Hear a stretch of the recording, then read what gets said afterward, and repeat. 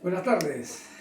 He preparado este video para explicar de manera mucho más amplia y clara la regla del cargo y el abono. Y todo empieza cuando hablamos de la ecuación contable. ¿Recuerdan? Activo, pasivo, más patrimonio. ¿Qué decíamos? Que las transacciones que se dan en un negocio impactan en la ecuación. Y para recordar, 2 o 3 transacciones muy simples. Por ejemplo, el banco me presta dinero, entonces nosotros decíamos efectivo, el banco me presta 10.000 soles, y entonces en el patrimonio pusimos capital 10.000. Y luego dijimos, con el dinero que tenemos, compro mercaderías por 5.000, saco 5.000 y lo ponía al costado, mercaderías 5.000. Compro una computadora para nuestro uso, 2.500. Entonces nosotros lo poníamos como activo fijo, 2.500. Pago la luz, el agua y el teléfono por 700 soles. Saco el efectivo y lo ponía aquí en el gasto, bajo el concepto de los resultados, y los 700 lo ponía acá. Ya, ¿qué es lo que hacíamos? Lo que hacíamos era impactar la transacción. La pregunta es, ¿el contador de una empresa trabaja así para obtener el resultado económico final? ¿Lo trabaja así? La respuesta es no. El contador trabaja a través de lo que se conoce con el nombre de proceso contable, y para ello necesita llenar libros en donde quede registrado la historia económica y financiera de la empresa. Entonces la pregunta es, entonces, ¿cómo trabaja el contador? Repito, el contador trabaja capturando toda la información y lo registra en los libros contables. Entonces, para aprender la técnica de cómo hacer para que se registren los libros contables, lo primero es que lo que tenemos que saber es manejar la regla del cargo y el abono, que es el que me va a decir cómo es que esa regla hace y permite que nosotros podamos registrar las transacciones en los libros contables. Hay un libro importante de la contabilidad que luego lo vamos a ampliar y lo vamos a estudiar mejor, que se llama el libro de diario. En este libro es donde se registra la historia económica y financiera de la empresa, a través de documentos sustentatorios que hace que el contador vea cómo y de qué manera lo va a registrar. Entonces, para registrar, tú tienes que saber la regla. O sea, si no sabes la regla del cargo y el abono, no vas a poder registrar los libros. Y entonces lo primero que hay que afirmar es lo siguiente, que el contador no trabaja con conceptos. Estos son conceptos, el concepto capital, el concepto mercaderías, el concepto efectivo, el concepto activo fijo. No. El contador no trabaja con conceptos, el contador trabaja con cuentas. Antes de pasar a las cuentas, observa. ¿Qué es lo que me muestra la ecuación contable? Que todas las cuentas varían. En un momento dado aumentan, en un momento dado disminuyen. Aumentan cuando le ponemos el signo positivo y disminuye cuando le ponemos el signo negativo. Todos aumentan o disminuyen. En este caso, el gasto disminuía, pero aumentaba en negativo. Eso ya se explicó. No te olvides que esta es una ecuación. Lo que está acá debe ser igual que lo que está acá. Ya, entonces, ¿el contador no trabaja con conceptos? No. ¿Con qué trabaja? El contador trabaja con cuentas.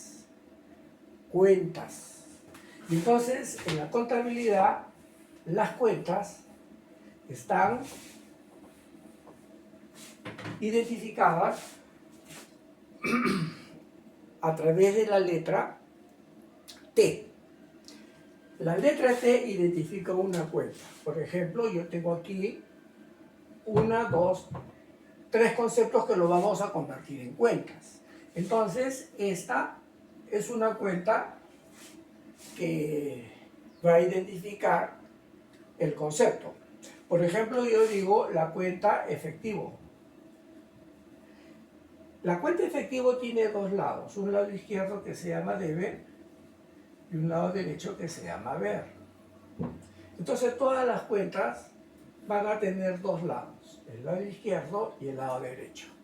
El izquierdo se llama debe, el derecho se llama haber. Debe, haber. Debe, haber.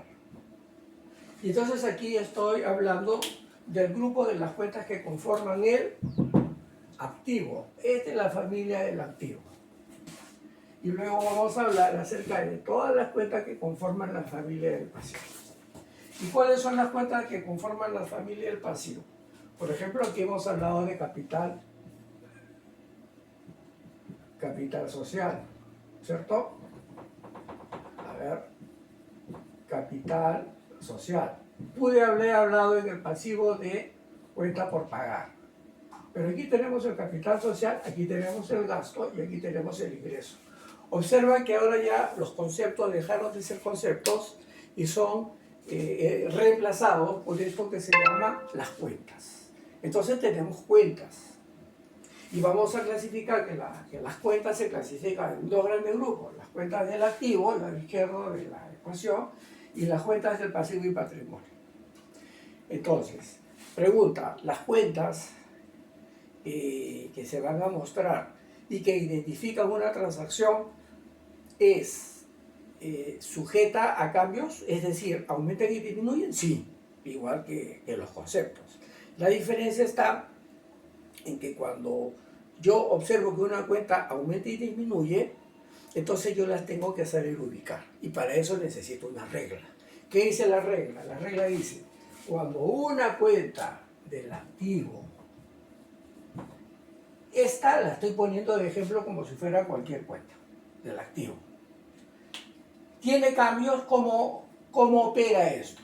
Entonces la regla dice así, ya, cuando una cuenta del activo, cualquiera sea, aumenta, los aumentos los vas a poner en el debe, acá. En el debe vas a poner los aumentos y cuando disminuya los vas a poner en el haber. Y aquí vienen las disminuciones. En cambio, las reglas en el pasivo y patrimonio, ¿sí?, no funciona así, funciona al revés. Aquí siempre tenemos debe, acá tenemos el haber y acá tenemos el nombre de la cuenta. Por ejemplo, cuenta por pagar. ¿La cuenta por pagar al capital social, gasto, ingreso, pueden aumentar o disminuir? Sí. ¿Qué dice la regla? Que cuando una cuenta del pasivo o patrimonio aumenta, los aumentos van acá. Los aumentos van en el haber. Aquí. Y cuando disminuyen, van acá. Se dan cuenta que está al revés, mientras que los activos cuando aumentan los ponen en el debe, en el pasivo y patrimonio los aumentos se ponen en el haber. ¿Sí? Ya está. A ver, un ejemplo. El banco me presta 10.000 soles. Entonces, como el efectivo va a recibir 10.000, aumenta. Y los aumentos se dice, los aumentos de un activo se ponen en el debe. Por eso lo estoy poniendo en el debe. Y como eso me lo ha prestado el banco y se lo tengo que devolver, esa es una cuenta por pagar. ¿Qué dice? Que cuando la cuenta por pagar aumenta, lo ponemos en el haber. Ah, ya. Entonces, esos 10.000 se ponen en el debe y en cuentas por pagar se ponen en el haber.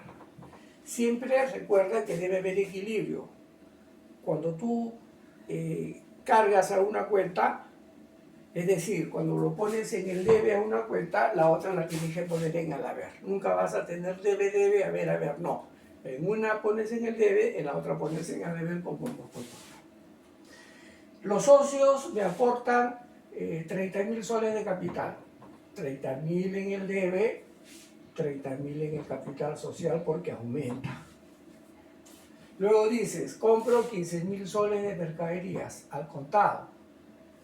Saco 15.000 soles porque esto va a disminuir y aumento 15.000 soles acá.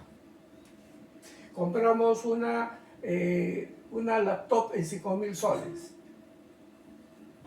Abonamos 5.000 porque disminuye y ponemos en el activo fijo en el debe porque aumenta. Pagamos la luz, el agua y el teléfono por 300 soles.